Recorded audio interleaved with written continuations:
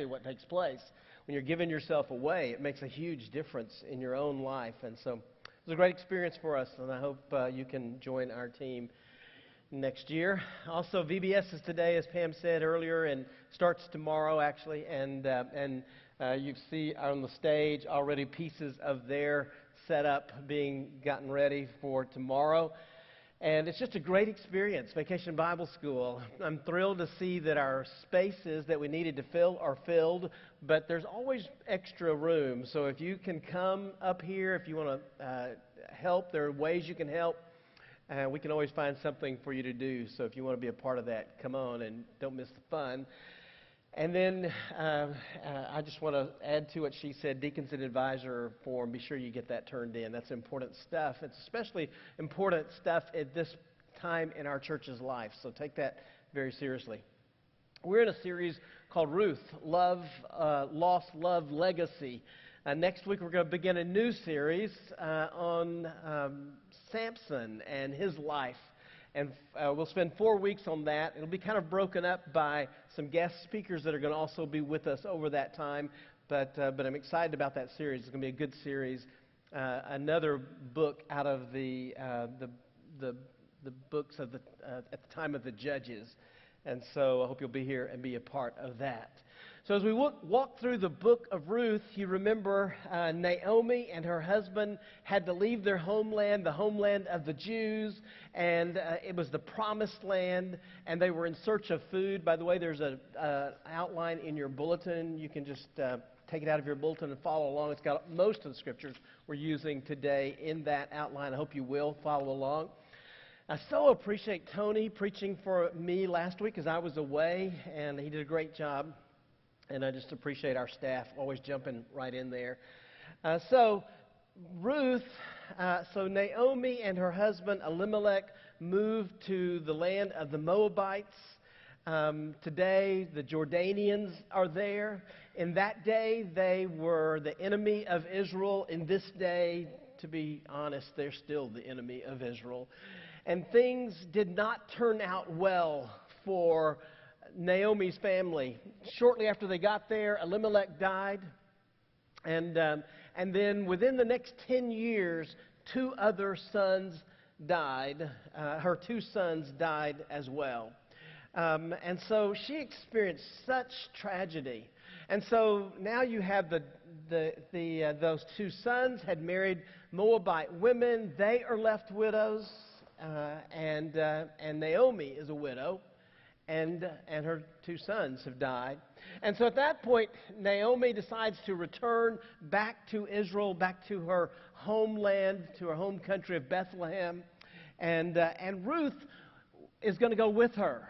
And Ruth has fallen in love with her mother-in-law and also with her mother-in-law's God. And she makes the decision that she will go back with Naomi back to Bethlehem. The stage was set for God to do something amazing, for them to experience God's hand in their life in the midst of what any of us would have said was great pain and great loss in their life. So once there, Ruth started working in the fields. The system that was set up in the law was that when the farmers would glean their fields, they would pick the whatever they were growing there. When they would pick the fruit of the crop, they would leave the droppings or the leavings behind. That's not an uncommon thing to happen when someone is picking a farm or harvesting a farm. And so people that were poor could follow along and pick up the things that were left. And so Ruth did that to support their family. So you have 2 widow women trying to survive in a world that is clearly dominated by men, and they seem to be making it pretty well. Last week, Tony told us how Ruth and Boaz fell in love. He became her kinsman redeemer. In that day, a brother or a relative could buy the land of a dead relative's family and the family could maintain a connection to that land. It was an important thing for the heritage of that family. That person was called a kinsman redeemer, or New International Version says a guardian redeemer. This allowed the family line of Elimelech to be carried forward. In Ruth chapter 1, verses 19 and 20, it says this. And would you stand with me as we read this passage together? Ruth 1, 19 and 20. It says, "So the two women went on until they came to Bethlehem. And when they arrived in Bethlehem, the whole town was stirred because of them. And the women exclaimed, 'Can this be Naomi?'" So remember, 10 years before, they had moved away, and now they've come back. And the people who live in the community are saying, "Look, it's Naomi. She's back." And then it goes on to say, verse 20, "Don't call me Naomi." Naomi says, "Don't call me Naomi." She told them, "Call me Mara, because the Almighty has made my life very bitter." Let's pray. Heavenly Father, I think probably some of us at other times in our lives have said the same thing. It just seems like everything's against me. And yet, Lord, we know that you have a great plan and something special for our lives. Help us. They become more and more like family each day. Remember what Ruth said in Ruth 1:16. We've read this at least once in this series. But Ruth replied, "Don't urge me to leave you or turn back from you. Where you go, I will go. Where you stay, I will stay. Your people will be my people. Your God, my God. Where you die, I will die. And there I'll be buried. May the Lord deal with me, be it ever so severely, if even death separates you and me." Clearly she knows the God of Naomi, and she has chosen to follow that God. But she has also chosen to stay with Naomi, her mother-in-law, for the rest of her life. They are committed to sticking together. The heart of Naomi is reflected in the heart of Ruth. And it just reminds you, there's nothing like a mother's love. And you see this mother and daughter-in-law becoming such a close family. That's the way family should love. That's the way family is supposed to love. Family should stick together. I've always been blessed to have a very close relationship with my sister. Last night, our families had dinner together because that's an important relationship in our life. We have not always agreed on everything, even as adults. And as kids, we fought like brothers and sisters will fight. But we still were always raised that we needed each other, that we should stick together, that we should always be close, and we have remained close through the years. That's what families should do. My mom wanted to make sure that if something happened to her someday, that we would be able to take care of her finances and that kind of thing. So one day she put us on her bank account, and the teller was standing there and said to her, "Ma'am, do you understand that if you put these kids on your bank account, they can take everything you got?" And my mom said, "Yeah, but I know these kids." And because she felt that kind of relationship, she made sure that we were raised with that kind of integrity and that kind of family relationships. Family should be the people you can really count on, the people you can really trust. They are to be the glue that holds lives together. And that's exactly what you see in the life of Ruth and Naomi, this closeness. They're going to stick together no matter what. Family is someone I can always count on. You may have heard the story of the middle-aged man who was checking out at Kroger, and he just had a couple of items to buy, and so he got in line, and he's behind this elderly woman who's got just a basket full of groceries, and he's standing there, and after a while, the woman kind of looks back at him, and she kind of stares for a moment, and just kind of seems like a lot of emotion in her face, and the man just kind of tried to ignore it, but then he said, "You know, ma'am, are you okay?" And she said, "Yeah, I'm fine." She said, "When I saw you, you just remind me so much of my son. You just have such a resemblance of that young man." And he didn't know what to say. You know, he just kind of put his head down. He said, "Ma'am, is there anything I can do for you?" And she said, "No, there is nothing you can do. My son passed away just a few months ago, and there's just nothing that you can do." She said, just wanted to look at you for a moment. And then she said, in a moment, she said, there is something you could do. She said, if you would, just as I'm walking, she said, my son never was able to say goodbye to me before he passed. She said, as I'm walking out the door, would you just say, goodbye, Mom? And the young man said, okay, yeah, I can do that. And so she gets her groceries together. She's walking out the door, pushing her basket, and she says, goodbye, son. And he says, goodbye, Mom. And it was a very emotional moment standing right there at Kroger. And then the lady at the cash register said, that'll be $147. And he said, but ma'am, I only have 2 items. And she said, your mom said you would take care of this. Yeah. Well, that woman was ruthless. We have to deal with adversity all the time in our lives, don't we? We have to work through loss, and we go through difficult times. But what a difference it makes when you have someone to go through difficult times of life with. That's what family is for, and that's why we should always stick together. The next principle is that we should stand with God. And Ruth and Naomi give you a beautiful picture of that. But I also know someone in our church who can help us to see that as well. And so I've asked Pam Palmer to come up here and let me talk to her for just a few minutes about this. You all know Pam. You see her every Sunday. She does such a great job of leading discipleship ministry in our church and also leading us in these worship times, sometimes preaches, and all the things that she does. And many of you know her very well, so you know her past life, but many of you don't know this part of her, and I've asked her if she'd share with us. So Pam, thanks for your willingness. I'm always, I know these are hard memories to talk about, and so I'm always a little reluctant to put her on the spot, but we needed to hear the story today. So, Pam, you were married. You were 27 years old, I believe, and your husband had cancer.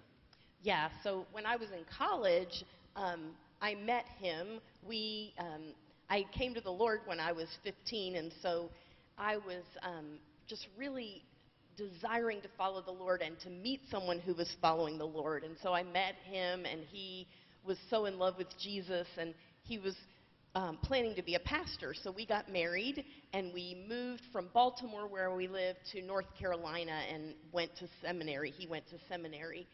We had Becky by then, so she was a brand new baby when we moved, and we went to seminary. It was a 3-year program for him to graduate, and we pastored a little bitty church. He was the pastor of Vaughn Baptist Church, which had about 50 people in it, and they were so precious. We would drive an hour on Sunday to pastor there. And about a year and a half into that, Chuck was diagnosed with metastatic melanoma. And the prognosis was terrible. The doctor, I can remember, just said to me at 25 years old, some people do some really serious treatments to extend life for a little while. Some people just go to the beach. And so that was our prognosis at that time. Wow. And so that must have been challenging. How did he was pastoring? Did he continue to do ministry? He did. He as long as he could. We found out that he had the cancer because he started to feel badly, and then he went through. I mean, we believed, we prayed, we brought everybody around. We laid hands on him. I never prayed for anything more or believed anything more in my life than that the Lord would heal him. And so we just lived in that, and he continued to preach. One of the very last sermons that he preached was in Easter of that year, and he called it, "To live is Christ, to die is gain." And I actually still have the transcript of that sermon. Wow. So he passed. I asked you this other day because it would seem the logical thing to do would be to get really, really angry or bitter. How did you deal with that? Yeah, when he got really, really sick at the very end, and I couldn't even get him to the doctor by myself. The last time we went to the doctor, and we were still doing treatments, and the doctor looked at him and said, "You can't go on like this. You're going to succumb." And he looked at me and said, "It's okay, Pam." And I found out later that in his conversations with his dearest friend, his biggest concern was that I would walk away from God if God didn't heal him. And so we went home, and I knelt down beside his bed, and I said, "You know what? Okay. I'm not afraid anymore. I'm really, really sad, but I'm not afraid anymore. And so it's okay. It's okay. You can go." And at the same time, I said to the Lord, "I don't understand. I do not understand. This doesn't make any sense. We were giving our lives to you. We were going to change the world, and why this happened makes no sense to me. But I am in, because I have nowhere else to go, and you are all I have. And so whatever happens here, I'm in." And I don't remember being angry. I remember being heartbroken and devastated. But I knew somehow that God would redeem it, even in my grief and pain. And so I questioned, for sure, but then I became a 26-year-old widow. Wow. With a very, very uncertain future.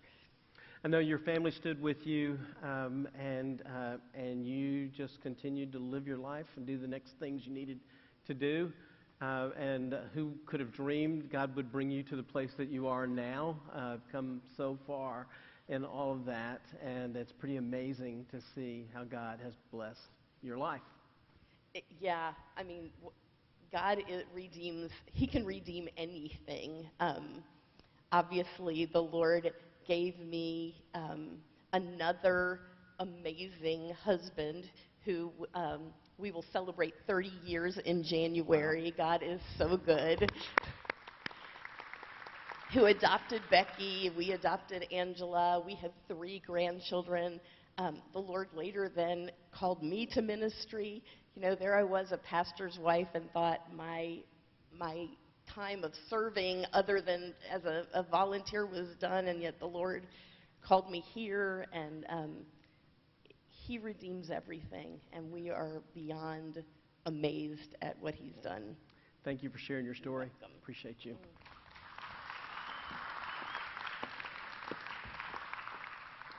So we learned from Pam's story, and we learned from Ruth's story, that you stand with God, that God has a plan, that He has more than just what we see at this moment. He has a grand plan for our lives.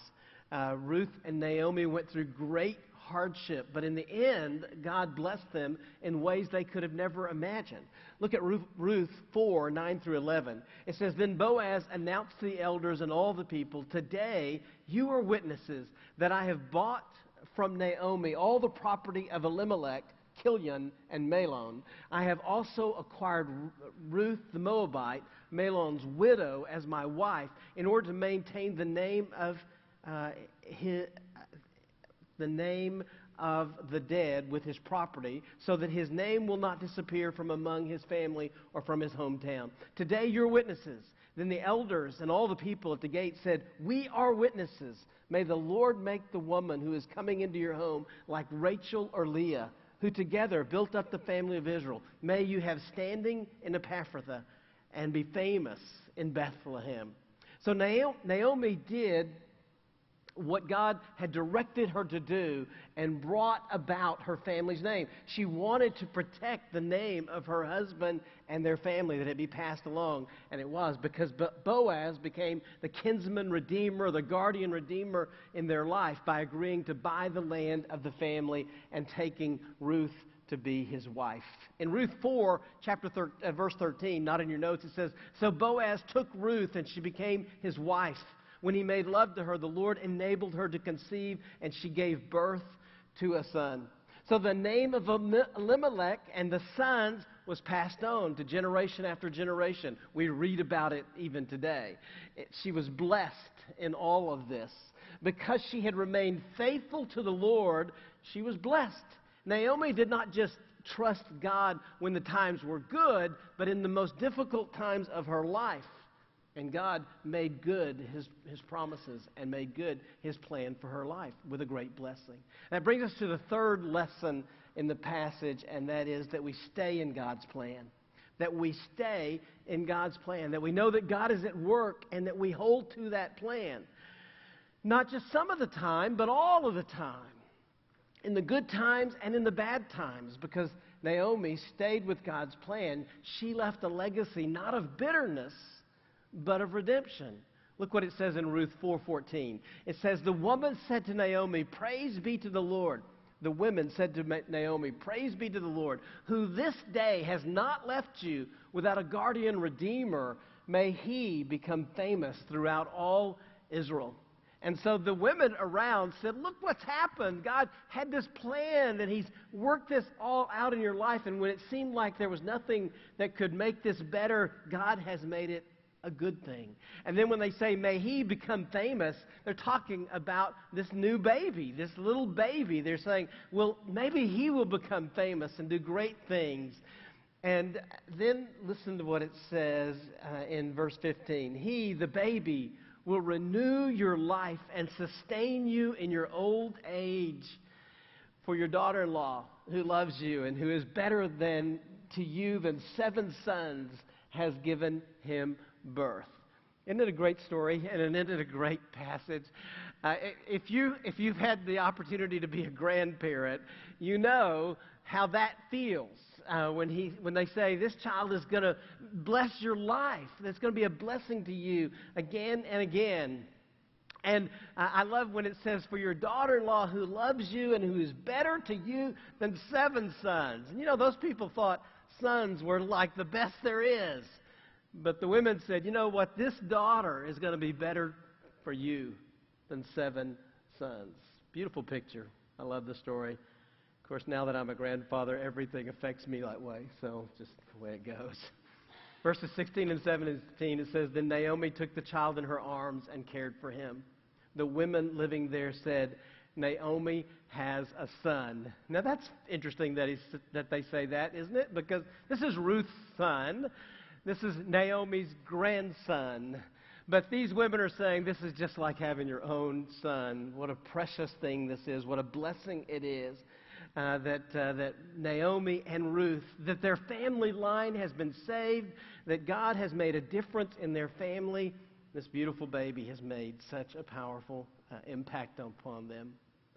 When they said Naomi has a son, she didn't correct them either. She no longer, remember earlier she had said, don't call me Naomi, pleasant. Call me Mara, bitterness. But she didn't correct them this time because the baby changed everything, didn't it? Her life has changed now. She went through a hard season in life. But God brought her through that season and gave her another season of life, a new thing ahead of her. She's a grandmother. My wife says, she has a plaque on the wall that says, when a grandbaby is born, a grandmother is born. A baby changes everything. A baby has redeemed her, and all is well. What Satan intended for evil, God has worked for good. In spite of the grief of losing a husband and 2 sons, God has remained faithful to her throughout the whole thing. He is working good for this woman who loved God and was committed to serving and following God no matter what.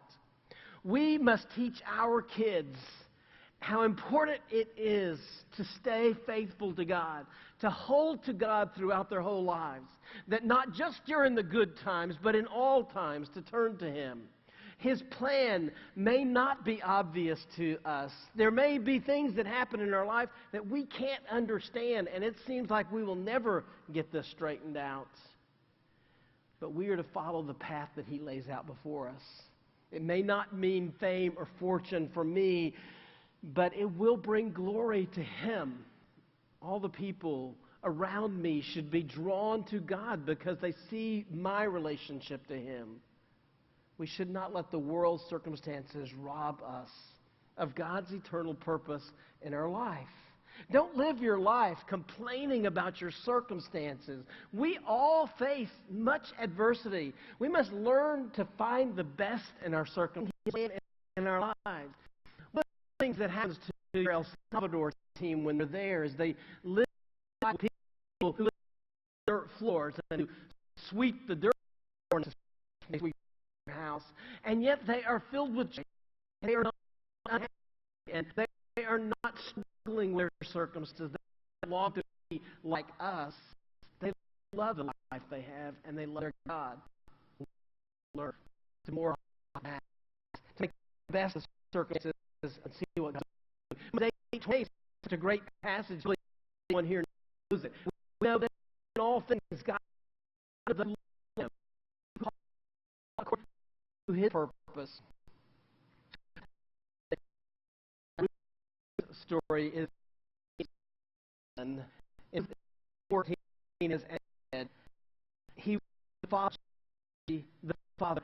See, Ruth and Boaz had a son, and the lineage was a part of the lineage of Israel's history. King David. Just 2 generations away, David was born because of the birth of Obed. In Matthew, you see the scripture there. It goes on to an even more important. Matthew 5-6. The father of Boaz. Oh, he is Jesus. He is Jesus. Christ our Savior. He is Jesus. Who will carry our burden, turn our sorrow to song, who gave his life on a cross, making right what went wrong. Oh, he is Jesus. He is Jesus. Christ our Savior. He is Jesus.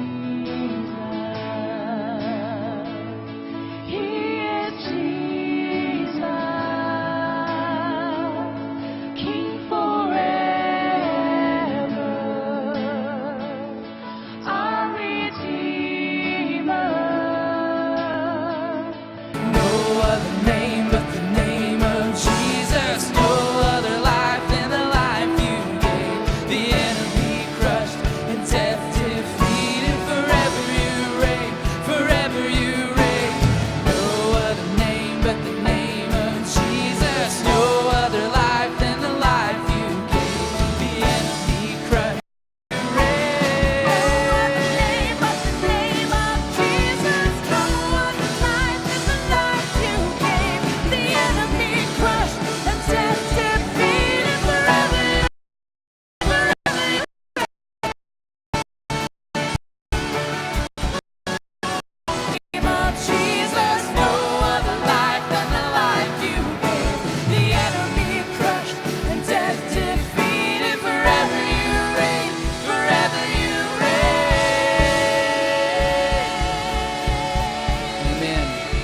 All right.